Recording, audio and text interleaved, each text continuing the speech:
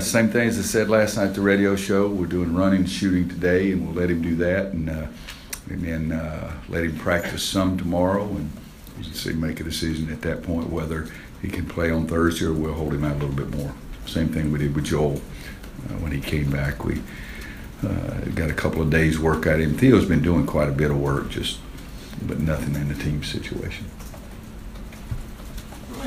How much do you kind of follow them during the year, or any team? Because they've just kind of had a strange season with the injuries early, and Coach K even going out and coming back and that kind of stuff. I follow them. I don't know that I follow them any more than I do any other team, but in this area they get more coverage than Florida State does, or Virginia, or anything like that. But when I've watched them play so far, it's been because they're playing a team that we're getting ready to play, and it's one game, 2 games, 3 games that I watch.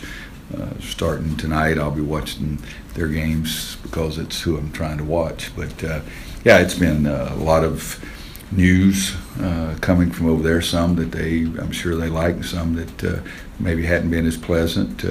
I know Mike certainly didn't want to miss those games, but they started out the season with 2 or 3 guys over there in street clothes that they recruited to be in uniform and not in street clothes, so I know they didn't like that. And then they've gotten most of them back, and Mike's back now, and I did watch their game against Notre Dame. As I said, I was getting ready to play Notre Dame, and they were awfully impressive at that point. I know that when I saw them against somebody early in the season, and I forget who it was now, I thought Emil, for example, was playing as well as any big man in the country. And another game I watched, I thought Luke Kennard's been playing as well as any perimeter player in the country. And you get fed that information, reinforced, I guess, a better way to put it, when you look at the stats in the league and what Luke has been doing. And Emil is back now, and they'd be a better judge if he's fully healthy or not. But I know early in the year I just thought he was sensational. And since then, I think that Luke and Grayson and those guys, and Jason, now that he's back out there too, they've been really, really strong. Having experienced guys who have been there and played there before, does that help, or because that atmosphere is so unique, you kind of have to dial them back anyway?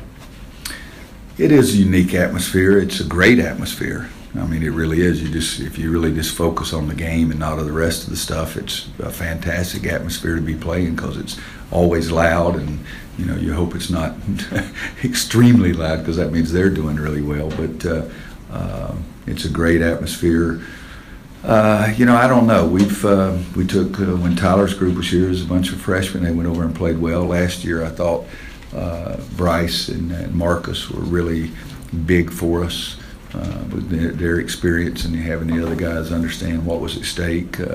So I don't know that there is an answer, but I'm also one of those guys that I don't know how you read what 18, 19, 20, 21-year-olds are going to, how they're going to act or react, either one. But I like going over there with some experience, yes. They don't have a real big host presence. It's kind of sort of like Notre Dame. Do you expect to have that opportunity to take advantage of your guys inside the way you did? Well, it's like I say, it's a double-edged sword. I mean, we may have an advantage, but that gives them an advantage because one of our big guys got to be running around guarding the guy that's on the three-point line. And so which factor of the game is going to be the most dominant?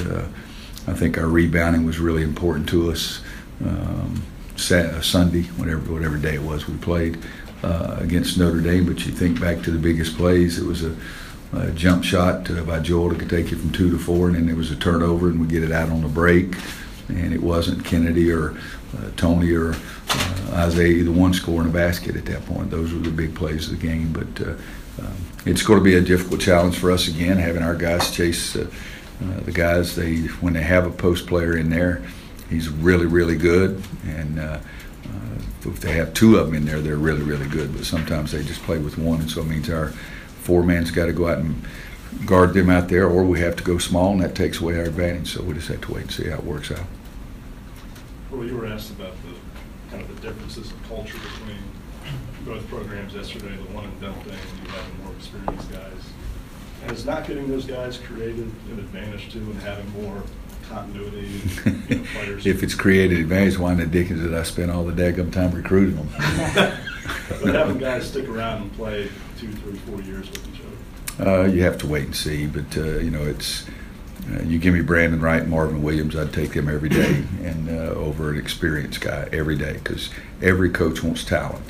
If you can't have talent, you'd like experience, but what you'd really like to have is experienced talent. But everybody's going to take talent. So, I guess I'm disagreeing with your theory, because again, if I wanted just 4-year guys, I wouldn't recruit any of those other guys. I've recruited as many of them as I can possibly recruit. So, I like talent too. Aside from the fact that they're always really good, how much does this rivalry, playing these games, help your team because of all the attention that it gets and the fact that these games are a little bit unique? Well, they are unique, the closeness of the schools, the fact that we do recruit the same guys. They come and visit Duke one weekend, us the next weekend. You get to know them as kids more so. I probably know the kids on that team more than any other team that we play, and I think they probably know more of our guys, that kind of thing. So it is a unique thing. If you go in there and play well, it really helps you. We went in there one year in 2010 and got beat by 39 or whatever it was, and I left and drove down to Wilmington and went walking 5 times the next day. And one guy this group of guys came out of the apartment on a Sunday afternoon and said, "God, you guys really got killed last night." I said, "No joke, I was there." That kind of thing. I was there. But if you live through it and play well and you can gain some things, it's good. But you have to have the positive experiences. Roy, with the league having the Thursday, Saturday, or Saturday, Monday short turnaround games, what, if anything, do you take from those games preparation-wise that you look towards the tournament? Like, we're going to be in these situations later, so let's do X, Y, Z. I don't know. I've never been through a year, I don't think. Maybe I'm just getting to a point that I don't remember everything. But, guys, we played 6 games in 11 days, 3 games in 5 days, 1 game in 9 days, and now 1 game in 13 days. Would have been 14 if we'd played on Saturday. So it's very discouraging to me. I like routines. I like things that have a rhyme or reason by it other than just what television wants. And so I haven't enjoyed it, the preparation as much, because you're always trying to. I don't know what to do sometimes. We played Sunday afternoon. We gave them yesterday off, and we're bringing them in here again today. And we practice tomorrow and play on Thursday, and then we have 1 game and 7 days later. So it's harder for me, but I'm one of those guys that I like routines. But does it get you ready for postseason play?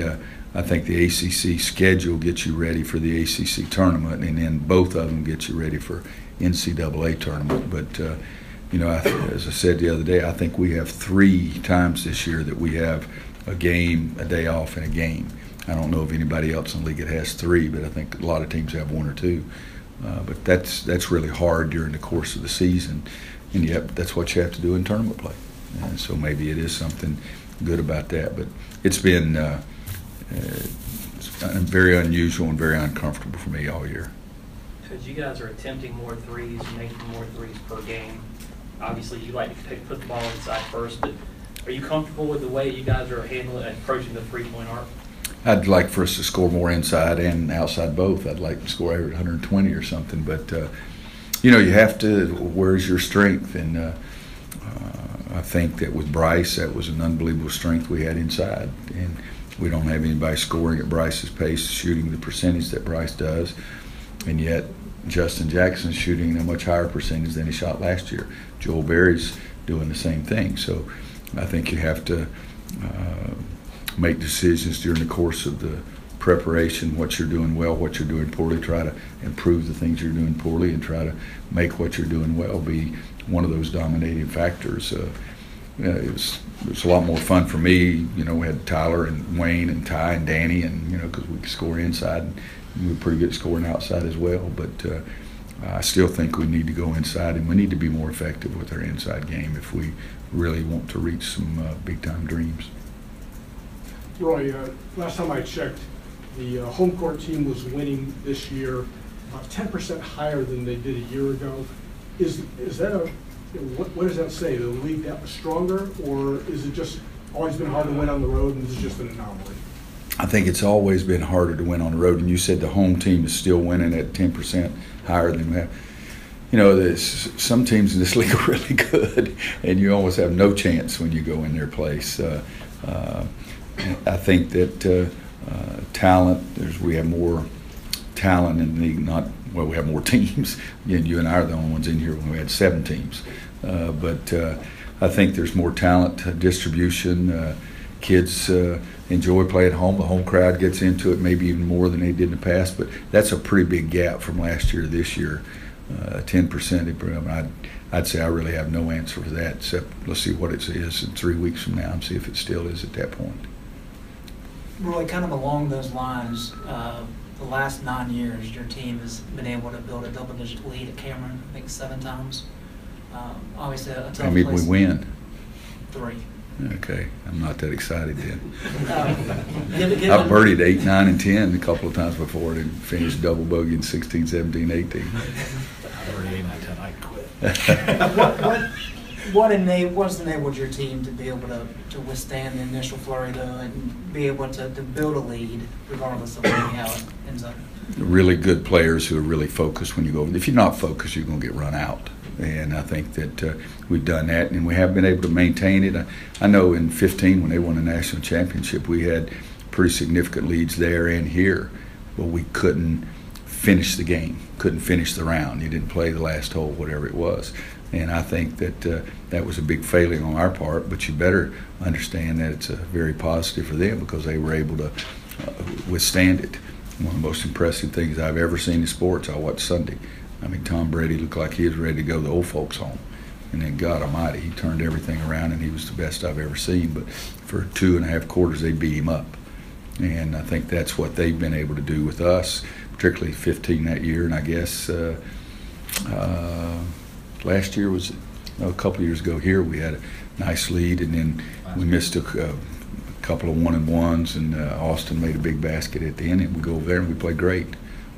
But I think you should congratulate them more than any of it. Roy, speaking of that 2015 game over there, do you remember that play late in that game where Isaiah got the ball in the corner and it looked like he had a shot, but he didn't take the shot? Mm-hmm. He passed it up to JP. What I remember most is missing 2 1-and-1s in the last minute and throwing it away on a deep pass. Right. You know, if you do that, you're not going to win. That's 3 mistakes in the last 2 minutes, a turnover, missing 2 1-and-1s, and then it still went to overtime. But we had those 3 big mistakes, and they made 2 or 3 big shots. How much more has Isaiah become since that point, though, where he was kind of too timid to take that shot? Oh, I think that he was timid to take one Sunday. I can't even remember what daggum day we played. Sunday, he catches it in the middle of the lane. I'm wanting to shoot the ball, and he's trying to pass it. So it was one play, but he's become much more confident. But I don't think you can pick one play and say he was timid and that was the way he was the whole season, or you can say he was really confident by making another play. But I do remember the play exactly. It's been a while since Isaiah's fouled out. Is there something he's doing? If he fouls out Sunday, don't come to the first. He comes out Saturday. When the hell we play Thursday? if he fouls out Thursday, don't We sort you of big have butt a show. floating schedule this year. So. Like I said, I can't remember even not only when we played, but when we played. It's going to snow Thursday. I should have thought that through. Yeah, that's right. Knock on. Yeah, that's right. I got it right here. What is he doing differently to avoid getting the foul trouble? Because his minutes have been up as well. Yeah, he's, a lot of his fouls have just been silly fouls in the past, and you guys heard me say big guys shouldn't make fouls below their shoulders or below their waist, and he had a lot of those, but he's gotten in better position, and the biggest thing is playing defense early, be aware of what might happen and be ready instead of just reacting. And I think in the past he was not playing defense early and he was reacting to everything. Fouls out, let's skip the president. Yeah, don't come.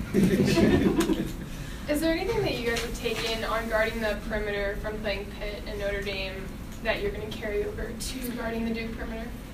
Well, the same thing we took from guarding Tulane in the first game. You got to be able to stop the ball penetrating, and if you can do it by yourself, then your team's defense is a heck of a lot stronger. We've continued to work on it. We worked on it every single day. I'd say probably if someone were to look at the practice plan and look at the tapes of all the practice, you'd say that we've worked on that more this year than any one single thing we do. But sometimes it doesn't look like it, and sometimes when we've guarded it pretty well, like against Pittsburgh, and when the Jones kid made that one from the corner, I mean, other than blocking the shot, Joel couldn't have played him any better, but he still made the basket too.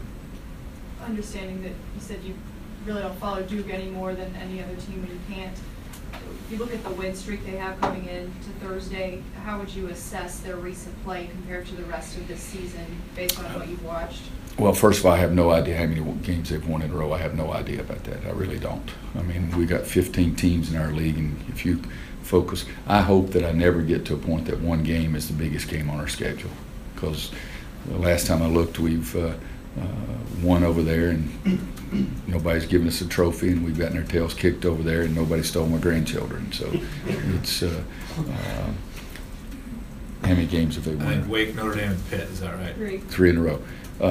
That's neat in this league. If you win 3 in a row, that really helps you. You move past some people. But I think getting guys back healthy, and I think Harry's been playing a little bit more in each and every one of those games.